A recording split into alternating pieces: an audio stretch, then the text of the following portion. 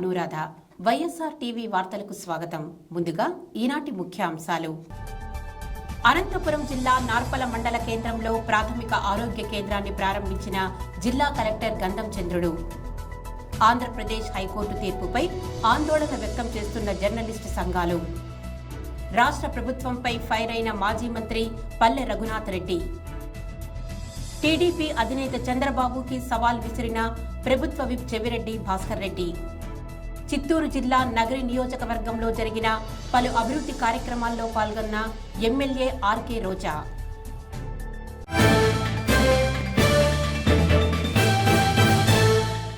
అనంతపురం జిల్లా నార్పల మండల కేంద్రంలోని ప్రాథమిక ఆరోగ్య కేంద్రాన్ని జిల్లా కలెక్టర్ గంధం చంద్రుడు ప్రారంభించారు. సింగనమల ఎమ్మెల్యే జొన్నలగడ్డ పద్మావతి, ఎమ్మెల్సీ శమంతకమణిలు రిబ్బన్ కటింగ్ చేసి ఆసుపత్రిని ప్రారంభించారు. 1,18,00,000 రూపాయలతో ఆసుపత్రిని నిర్మించినట్లు కలెక్టర్ తెలిపారు. ప్రభుత్వ ఆసుపత్రులకు వచ్చే వారికి ఎటువంటి ఇబ్బంది కలిగినా వెంటనే తమ దృష్టికి తీసుకురావాలని ఎమ్మెల్యే జొన్నలగడ్డ పద్మావతి సూచించారు. ఈ కార్యక్రమంలో రాష్ట్ర పాఠశాలల విద్యా నియంత్రణ కమిటీ సీఈఓ ఆలూరు సాంబశివారెడ్డితో పాటు పలువురు అధికారులు పాల్గొన్నారు.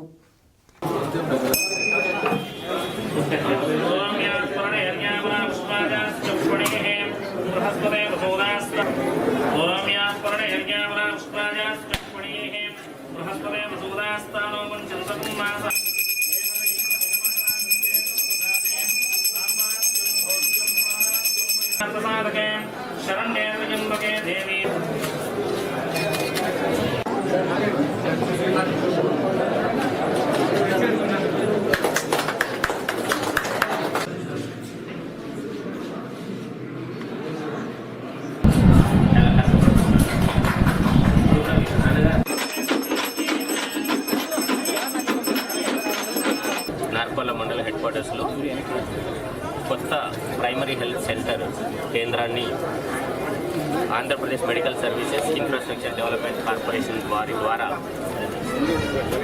2016లో జీవో ఇవ్వడం జరిగింది. 2017లో అగ్రిమెంట్ కంప్లీట్ చేసుకొని వర్క్ కంప్లీట్ చేసి ఈరోజు గౌరవ ఎమ్మెల్సీ గారు, అలాగే గౌరవ ఎమ్మెల్యే గారు, అలాగే మన secretary higher education board Sambasiva Reddy గారు, ఇతర మండల నాయకులు, ప్రజలు, పాత్రికేయ మిత్రుల సమక్షంలో ఈరోజు దీన్ని ఇనాగ్రేషన్ చేయడం జరిగింది.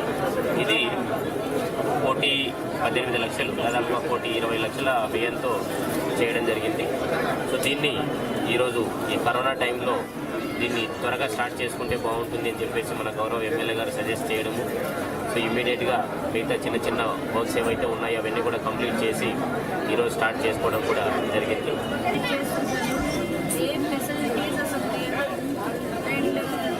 మెయింటెనెన్స్ కూడా చాలా బ్యాడ్గా ఉంటుంది. రీజన్స్ వాళ్ళు చెప్పారు ఏంటంటే ఇది చాలా ఓల్డ్ కాబట్టి దీన్ని మెయింటైన్ చేయడం కష్టం.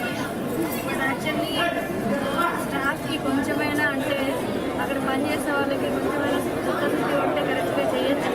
ఎందుకంటే ఇప్పుడు మనకి ప్రైమరీ హెల్త్ సెంటర్ రెడీ అయింది. ఇప్పటి నుంచి స్టాఫ్ సరిగ్గా పనిచేసేలాగా వాళ్ళ డ్యూటీ కరెక్ట్గా చేసేలాగా చూస్తాం. And we have received so many complaints that staff టైంకి రారు అని. సో ఈ హెల్త్ సెంటర్లో ఇప్పటి నుంచి స్టాఫ్ కానీ రారు అని ఒక్కసారి ఒక ఫోన్ కాల్ వచ్చినా కానీ ఇమీడియట్లీ వాళ్ళ మీద చర్యలు తీసుకునేలాగా మేము చూస్తాము. ఎందుకంటే ఇప్పటి వరకు జరిగింది ఒకటి, ఇప్పటి నుంచి ఇంకా జగనన్న ఎరా స్టార్ట్ అయింది కాబట్టి ఇప్పటి నుంచి జరిగేది ఒకటి అనేది జగనన్న కూడా చెప్పారు. గవర్నమెంట్ హాస్పిటల్స్లోనే అన్ని ఫెసిలిటీస్ పెంచే విధంగా చేస్తాడని. తప్పకుండా అది మన నియోజకవర్గంలో కరెక్ట్గా ఇంప్లిమెంట్ అవుతుందా లేదా నేను దగ్గరుండి చూసుకుంటాను. విద్యాలయం ఈరోజు మన శాసనసభ్యురాలు గౌరవనీయురాలు జొన్నలగడ్డ పద్మావతి ద్వారా మరి జిల్లా కలెక్టర్ గారు చేతుల మీద ప్రారంభోత్సవం జరిగింది. చాలా సంతోషం. మరి ఈరోజు మన ముఖ్యమంత్రి గారు విద్యకు, వైద్యానికి పెద్దపీట వేయడం జరిగింది. దిగవంత ముఖ్యమంత్రి డాక్టర్ రాజశేఖర్ రెడ్డి గారు ఆ రోజుల్లో వైద్యుడు కనుక ఆయన ఆరోగ్యశ్రీ కార్డులు ఇవ్వడం జరిగింది. అది ఎంత గొప్ప విశేషం అంటే పేదలైన వారికి కార్పొరేటర్ హాస్పిటల్స్లో వైద్యానికి పొందడానికి వీలైన పద్ధతిలో ఆ రోజు ఆరోగ్యశ్రీ ఏర్పాటు చేయడం జరిగింది. ఏపీ హైకోర్టు ఇచ్చిన తీర్పు ప్రజాస్వామ్యంలో 4వ స్తంభమైన మీడియా హక్కులను హైకోర్టు కాలరాయడమే అని ఏపీ జర్నలిస్ట్ డెవలప్మెంట్ సొసైటీ రాష్ట్ర అధ్యక్షులు మచ్చా రామలింగారెడ్డి అన్నారు.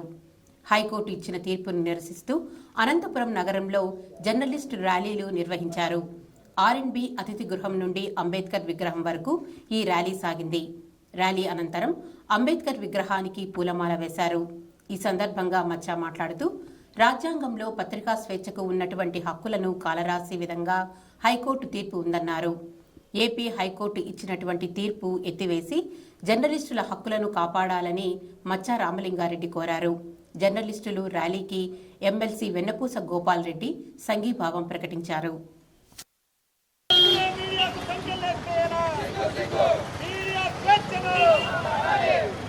ఎప్పుడు జరగని విధంగా రాష్ట్ర హైకోర్టు 3 రోజుల కిందట ఇచ్చినటువంటి తీర్పు మీడియా స్వేచ్ఛని హరించే విధంగా ఉందని చెప్పి వర్కింగ్ జర్నలిస్టులుగా మేము భావిస్తూ ఉన్నాం. హైకోర్టు అమరావతి భూముల మీద ఏసీబీ ఒక ఎఫ్ఐఆర్ని నమోదు చేస్తే కొంతమంది పెద్ద వ్యక్తుల మీద ఎఫ్ఐఆర్ నమోదు చేయడం వల్ల వెంటనే కోర్టు కలుగజేసుకొని దాన్ని నిలుపుదల చేస్తూ అదేవిధంగా మీడియా ఆ వార్తని రాయకూడదని, ఎలక్ట్రానిక్ మీడియాలో ఆ వార్తని చూపించకూడదు అని చెప్పి ఒక తీర్పు ఇవ్వడాన్ని వర్కింగ్ జర్నలిస్టులుగా ఆంధ్రప్రదేశ్ జర్నలిస్ట్ డెవలప్మెంట్ సొసైటీగా తీవ్రంగా వ్యతిరేకిస్తూ ఉన్నాం. ఇవాళ మాకి పాలకుల నుంచో ప్రతిపక్షాల నుంచో ఇతరుల నుంచో ఏదైనా ఇబ్బంది కలిగితే ఇన్ని సంవత్సరాలు న్యాయస్థానం ఉంది అనేటువంటి ఒక గౌరవం, ఒక కాన్ఫిడెన్స్ ఉన్నటువంటి పరిస్థితుల్లో జర్నలిస్టులు పనిచేస్తున్న పరిస్థితుల్లో ఇవాళ మీడియాకు జడ్జిలే సంఖ్యలు వేస్తే మా పరిస్థితి ఏంటి అని చెప్పి మేము ఆలోచన చేసే పరిస్థితి వస్తూ ఉంది. ఇవాళ ఆంధ్రప్రదేశ్ హైకోర్టు తీసుకున్న నిర్ణయం ఆర్టికల్ 19 భారత రాజ్యాంగం డాక్టర్ అంబేద్కర్ గారు రాసినటువంటి రాజ్యాంగంలో ప్రాథమిక భావ ప్రకటన స్వేచ్ఛకు భంగం కల్పించే విధంగా ఉందని చెప్పి వర్కింగ్ జర్నలిస్టులుగా మేము భావిస్తూ ఉన్నాం.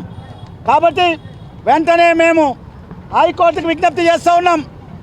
ఎవరైతే తీర్పు ఇచ్చారో, ఏ హైకోర్టు అయితే తీర్పు ఇచ్చిందో దీన్ని పునఃపరిశీలించాలని చెప్పి ఈరోజు ఆంధ్రప్రదేశ్ హైకోర్టు ఇచ్చిన తీర్పు భవిష్యత్తులో మీ ఛానల్, మీ పేపరు బంద్ చేయమని తీర్పిస్తే జర్నలిస్టు బతుకులేంటి అని చెప్పి ఆలోచన చేయమని మీడియా మీద మిత్రులందరికీ కోరుతా ఉన్నాను. అదేవిధంగా నేను అప్పీల్ చేస్తూ ఉన్నాను, రాష్ట్రంలో ఉన్నటువంటి మేధావులందరూ కూడా ఇవాళ నోరు తెరవండి. కోర్టు ఇచ్చినటువంటి తీర్పుని, మా స్వేచ్ఛని హరించేటువంటి ప్రయత్నాన్ని మీరందరూ కూడా అడ్డుకోవాలని చెప్పి రాజకీయాలకు అతీతంగా అందరూ కూడా న్యాయవాదులు, జడ్జిలు, ఇప్పటికే చాలామంది జడ్జిలు అందరితో కూడా మేము మాట్లాడినప్పుడు ఇది తీర్పు చాలా దరిద్రంగా ఇచ్చినటువంటి ఉత్తర్వులు అని చెప్పి వాళ్ళందరూ కూడా భావిస్తూ ఉన్నారు. మనం ఎక్కడైనా ఆఫ్రికా ఖండంలో ఉన్నటువంటి కాంగోలో ఉన్నామా, లేదా మరి ఆఫ్రికా ఖండంలో ఇంకా లోపలికి ఉన్నటువంటి సోమాలియా లాంటి దేశాల్లో ఉన్నామా అనిపిస్తుంది. ఈరోజు వెంటనే సుప్రీంకోర్టు కలగజేసుకొని ఎవరైతే సుప్రీంకోర్టు జడ్జి ఉన్నటువంటి ఆయన్ని కూడా బర్తరఫ్ చేయాలని, లేని పక్షంలో మాత్రం ఉద్యమాలు చేస్తాము. ఉద్యమాలు ఉధృతం చేసి మేము జడ్జిమెంట్లు ఏవైతే మాకు వ్యతిరేకంగా వచ్చాయో, మాకంటే ప్రజలకు వ్యతిరేకంగా వచ్చినటువంటి జడ్జిమెంట్లన్నీ కూడా రివ్యూ చేయాలని, లేని పక్షంలో ఈరోజు భారతదేశంలో ఉన్నటువంటి అన్ని రాష్ట్రాల్లో కూడా విపరీతమైన చర్చ జరుగుతోంది. మరి ఇప్పటికైనా కానీ సిగ్గు తెచ్చుకొని హైకోర్టులో ఎవరైతే జడ్జిమెంట్లు ఇచ్చారో, రాంగ్ జడ్జిమెంట్ ఇచ్చారో, ఎవరైతే ప్రజాస్వామ్య వ్యతిరేకమైనటువంటి జడ్జిమెంట్ ఇచ్చారో వాళ్ళు రివ్యూ చేసుకోవాలని చెప్పేసి నేను ఈరోజు మీ ద్వారా తెలియజేస్తున్నాం. కనుక వెంటనే మరి ఏది న్యాయమైతే ఆ న్యాయమైనటువంటి జడ్జిమెంట్ రాయాలని. ప్రభుత్వంపై మాజీ మంత్రి పల్లె రఘునాథ్ రెడ్డి ఫైర్ అయ్యారు. ప్రజలు ఒక్క అవకాశం ఇస్తే అభివృద్ధి చేసి చూపిస్తా అని అధికారం వచ్చిన తర్వాత జగన్ ప్రభుత్వం ప్రజల కష్టాలను పెడచెవిన పెట్టిందని పల్లె ఆగ్రహం వ్యక్తం చేశారు. అనంతపురం జిల్లా పుట్టపర్తి టీడీపీ కార్యాలయంలో ఆయన మీడియాతో మాట్లాడారు. హిందూ దేవాలయాలపై దాడులు జరుగుతున్నా, హిందువుల మనోభావాలు దెబ్బతింటున్నా ప్రభుత్వం చర్యలు తీసుకోవడంలో విఫలమైంది అని అన్నారు. మంత్రులు ఎమ్మెల్యేల అనుచరులు రాష్ట్ర వ్యాప్తంగా ఇసుక దోపిడీ చేస్తున్నారని, రాష్ట్రంలో అరాచక పాలన సాగుతోందని పల్లె మండిపడ్డారు. రాష్ట్రంలో రాక్షస పాలన సాగుతోందని, త్వరలోనే ప్రజల ఆగ్రహానికి గురికాక తప్పదని పల్లె రఘునాథ్ రెడ్డి హెచ్చరించారు. ఒక్కసారి ఛాన్స్ ఇవ్వడం నాకు అనే ఒక నినాదంతో వైఎస్ జగన్మోహన్ రెడ్డి గారు అధికారంలోకి వచ్చారు.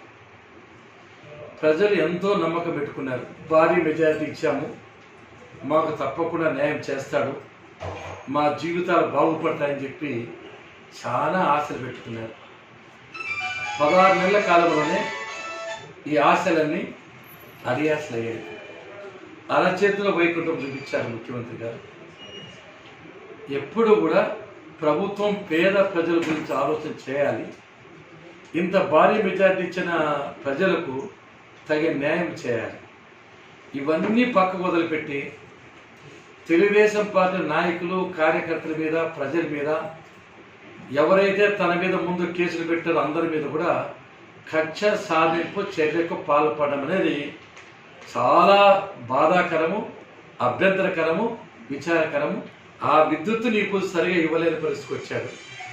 విద్యుత్ ఛార్జీలు మేము అధికారంలోకి వస్తే పెంచబోమని చెప్పి మా ప్రియతమ నాయకులు నారా చంద్రబాబు నాయుడు గారు గట్టిగా చెప్పారు. ఈ రోజున విద్యుత్ ఛార్జీలు పెంచారు, రైతులకు పంగనామాలు పెట్టారు, ఇప్పుడు మీటర్లు పెడుతున్నారు. ముందు ముందు ఈ రైతులకు తగిన ఇబ్బంది పెట్టే పరిస్థితి చేస్తూ ఉంది. ప్రజల మీద పన్నుల మోత కోలుకోలేనంత పరిస్థితి తీసుకొచ్చారు. ఇసుక రాష్ట్రంలో అందరికీ ఫ్రీగా దొరికే ఇసుకను సిమెంట్ అయినా దొరుకుతుందేమో కానీ సిమెంట్ కంటే ఎక్కువ ప్రియంగా ఈ రోజున ఇసుక ఉంది. ఎన్నో లక్షల మంది భవన కార్మికులు, మేస్త్రీలు, ప్లంబర్సు, పెయింటర్సు ప్రతి ఒక్కరూ కరోనాతో పాటు ఈయన యొక్క నిర్ణయాలతో మరింత ఇబ్బంది పడే పరిస్థితికి తీసుకొచ్చారు. బార్ల లైసెన్స్ మీద 20% ప్రత్యేకమైన రుసుము అంట. అది జూన్ వరకు ఎక్స్టెండ్ చేశారు కరోనా టైంలో. డబ్బులు కావాలా, సంక్షేమ కార్యక్రమాలు జరపాలా, డబ్బులు కావాలని ఆలోచన చేస్తున్నారు. అంతేకాకుండా మద్యం సీసాల మీద 10% దాన్ని కూడా అడిషనల్ ట్యాక్స్ వేస్తున్నారు, ప్రత్యేకమైన పన్ను. ఏ మేనిఫెస్టో ఏం పెట్టారు, ఎవరికి మీద చేస్తామని పెట్టారు? మా పథకాలను తీసి మీరు తీసుకొని పెట్టలేదు కదా, కార్పొరేషన్ రద్దు చేయమలేదు కదా, మంచి అవన్నీ వదిలిపెట్టేసి ఇష్టం వచ్చిన పరిపాలన చేస్తే ప్రజలే మీకు బుద్ధి చెప్తారు, మీరు భారీ మూల్యం చెల్లించి వస్తుంది. ఇప్పటికైనా ప్రభుత్వం వేధింపులు మాని, అదేవిధంగా ఎస్సీ ఎస్టీల మీద దాడి ఎంత అన్యాయం. గుండు కొట్టిస్తారా? ఒక జడ్జినే బాధ పెడతారా? ఒక డాక్టర్ని బజార్లో అరెస్ట్ చేస్తారా? ఏమిది అన్యాయం? దేవాలయాలు హిందూ లేక మనోభావాలు దెబ్బతినే విధంగా ఆ దేవాలయాల్లో చేసే పనులు భద్రత లేదు, దత్తాలు కాల్చేస్తున్నారు, సింహం బొమ్మలే మాయమైపోతున్నాయి. ఇది ఎక్కడలేని విచిత్రమైన పరిస్థితి వస్తూ ఉంది. ఆంధ్ర కర్ణాటక సరిహద్దుల్లో అర్ధరాత్రి ఘోర రోడ్డు ప్రమాదం జరిగింది. ఈ ఘటనలో 3 మృతి చెందగా మరో 3 పరిస్థితి విషమంగా ఉండడంతో కర్ణాటక రాష్ట్రంలోని టుమ్కూరు జిల్లా ప్రభుత్వ ఆసుపత్రికి తరలించారు. బెంగళూరు నుంచి పావగడకు వస్తుండగా ఆగి ఉన్న లారీని ఇన్నోవా ఢీకొనడంతో ఈ ప్రమాదం చోటు చేసుకుంది. మృతి చెందిన వారిలో 2 పావగడ ప్రాంతానికి చెందిన వారు కాగా ఒక వ్యక్తి మడకశిర ప్రాంతానికి చెందినవాడని కర్ణాటక పోలీసులు తెలిపారు.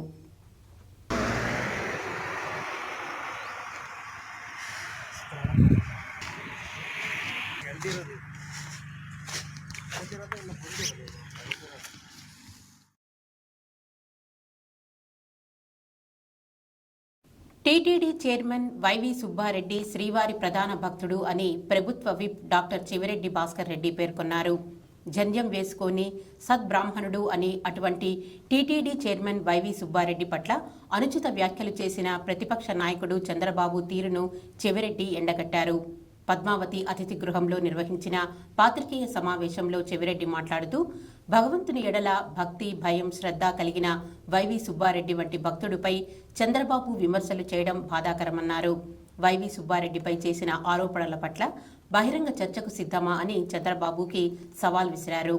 ఆయనకున్న అనుభవాన్ని ప్రజా సంక్షేమం, పాలనా అభివృద్ధికి దోహదపడేలా ఉండాలి కానీ చౌకబారు వ్యాఖ్యలు తగదని ప్రతిపక్ష నాయకుడు చంద్రబాబుకు హితవు పలికారు.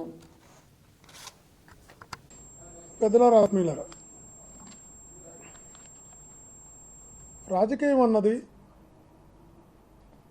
పదవులు అన్నవి,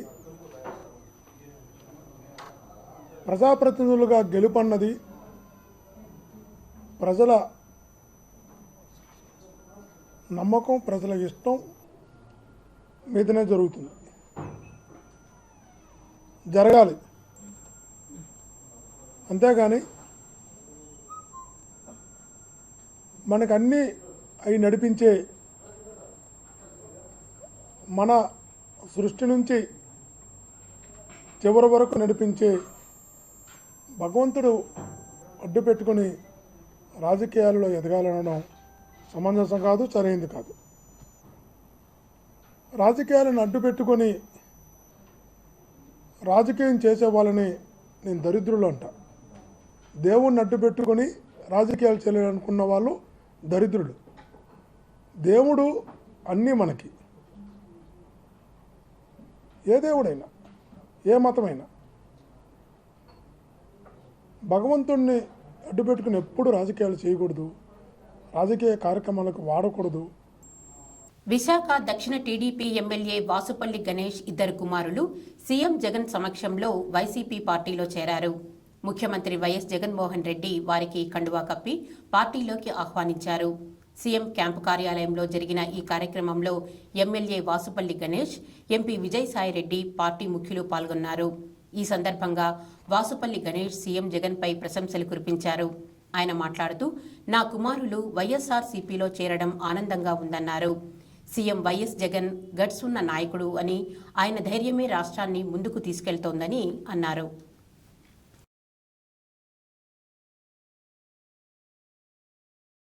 అనంతపురం జిల్లా నార్పల మండలంలో శ్మశానం పక్కన బాలికల వసతి గృహాన్ని నిర్మించవద్దని ఎమ్మెల్యే జొన్నలగడ్డ పద్మావతి వాహనాన్ని ఏబీవీపీ నాయకులు అడ్డుకున్నారు. ముందుగా వెళ్తున్న పోలీస్ వాహనాన్ని తప్పించి ఒక్కసారిగా ఎమ్మెల్యే వాహనానికి అడ్డుపడడంతో గందరగోళం నెలకొంది. దీంతో ఎమ్మెల్యే వ్యక్తిగత సిబ్బంది కిందికి దిగి ఆందోళనకారులను పక్కకు తీసేందుకు ప్రయత్నించారు. అయినా వినకపోవడంతో ఎమ్మెల్యే కిందికి దిగి విద్యార్థి నాయకులతో చర్చించారు. ఈ సందర్భంగా ఏబీవీపీ నాయకులు మాట్లాడుతూ, ఇక్కడ వసతి గృహం నిర్మించవద్దని పలుమార్లు విన్నవించినా ఎవరూ పట్టించుకోలేదని వివరించారు.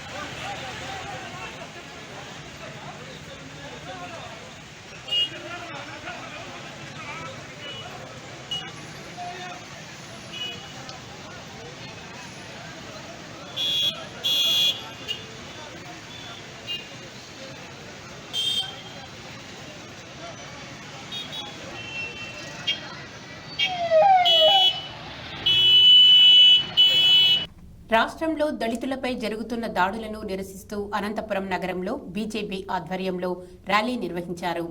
ఆర్ఎండ్బి అతిథి గృహం నుండి అంబేద్కర్ విగ్రహం వరకు ఈ ర్యాలీ సాగింది.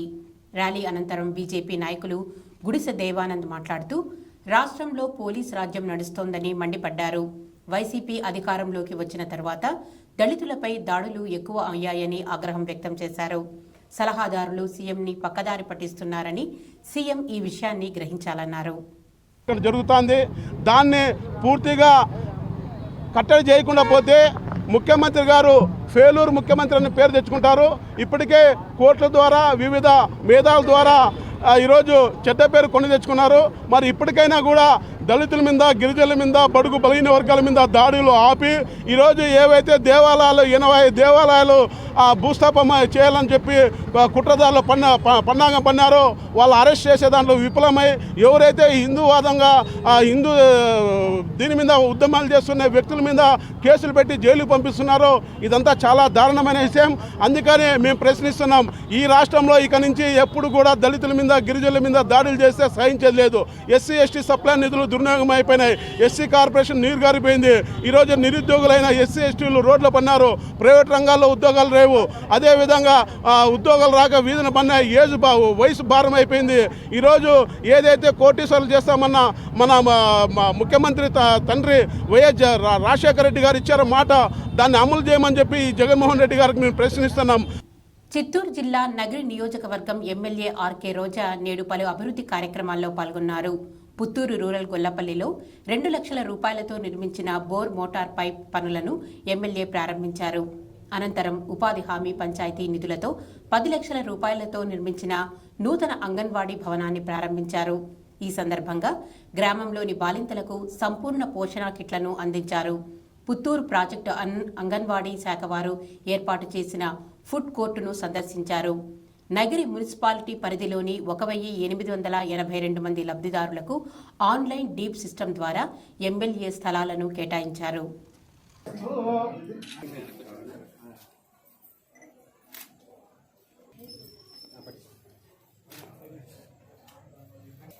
నవరత్నాల్లో ముఖ్యమైన ఈ పేదలందరికీ ఇల్లు అన్నది జగన్మోహన్ రెడ్డి గారి కళ. ఈ రాష్ట్రంలో ఇల్లు లేని పేదవాడు ఉండకూడదు, అందరికీ మనం ఇల్లు కట్టించాలి అన్న ఒక భావనతో మరి 30 లక్షల మందికి మొదటిగా ఇళ్ల స్థలాలు ఇచ్చి ఆ తర్వాత వాటిలో ఇల్లు కట్టించాలని డిసైడ్ చేయడం జరిగింది. కానీ అమ్మ పెట్టదు అడుక్కు తిన్నది అన్నట్టుగా చంద్రబాబు నాయుడు గారి పరిపాలన మనం చూసాం. గతంలో రాజశేఖర రెడ్డి గారు వెనకబడి అందరితో ఏ విధంగా టార్గెట్లు పెట్టి పేదలందరికీ ఇల్లు కట్టించారో లీడర్లు అందరినీ కూడా పరిగెత్తించి మనం చూసాం. ఆ తర్వాత జనరేషన్ మళ్ళీ పెళ్లిళ్ళు చేసుకొని పిల్లలు పుట్టి వాళ్ళు సెపరేట్ రేషన్ కార్డ్స్తో మళ్ళీ వాళ్ళకి కుటుంబాలు వచ్చాయి కాబట్టి మళ్ళీ ఇల్లు కావాల్సి వచ్చింది. చంద్రబాబు నాయుడు అయితే సర్వే చేసి 25 లక్షల మందికి ఇల్లు కావాలని అనౌన్స్ చేశారు, కానీ 2-3 లక్షల ఇల్లు కూడా కట్టలేదనేది మనం పేపర్లో టీవీలో చూస్తూనే ఉన్నాం. కీలపట్టు 2లో ప్లాట్ నెంబర్ 143 సర్వే నెంబర్ 49/2లో 143 ప్లాట్ అలాట్ అయింది. ముత్తువల్లి అట్లాగే ముత్తువల్లి గారికి నాగరాజకుప్పంలో సర్వే నంబర్ 152/149/2లో 93 నంబర్. ఐపీఎల్ 2020 సీజన్కు సంబంధించి రాయల్ ఛాలెంజర్స్ బెంగళూరు తమ థీమ్ సాంగ్ను విడుదల చేసింది. ఆర్సీబీ అంటూ మొదలయ్యే పాట రోమాలు నిక్కపొడుచుకునేలా సాగింది. జట్టు కెప్టెన్గా కోహ్లీతో మొదలయ్యే పాట de Villiers, Aaron Finch, Chris Morris, చహల్తో పాటు ఇతర ఆటగాళ్లు పాట పాడుతూ జట్టును ఎంకరేజ్ చేస్తున్నట్లు కనిపిస్తుంది. ప్రస్తుతం ఈ పాట యూట్యూబ్లో ట్రెండింగ్ లిస్టులో నిలిచింది. ఇప్పటికే ఆర్సీబీ ఐపీఎల్ థీమ్ సాంగ్ను 10 లక్షలకు పైగా వీక్షించారు.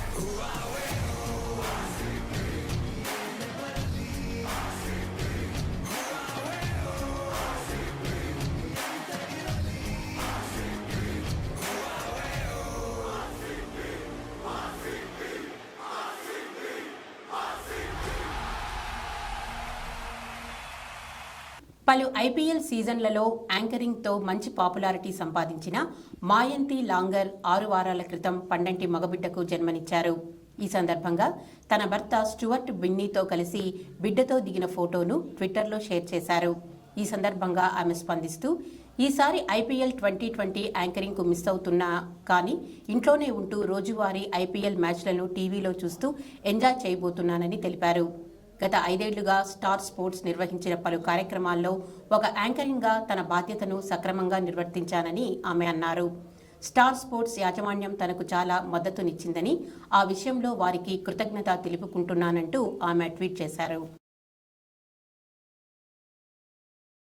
ఇంతటితో ఈనాటి వైఎస్ఆర్ టీవీ వార్తలు సమాప్తం.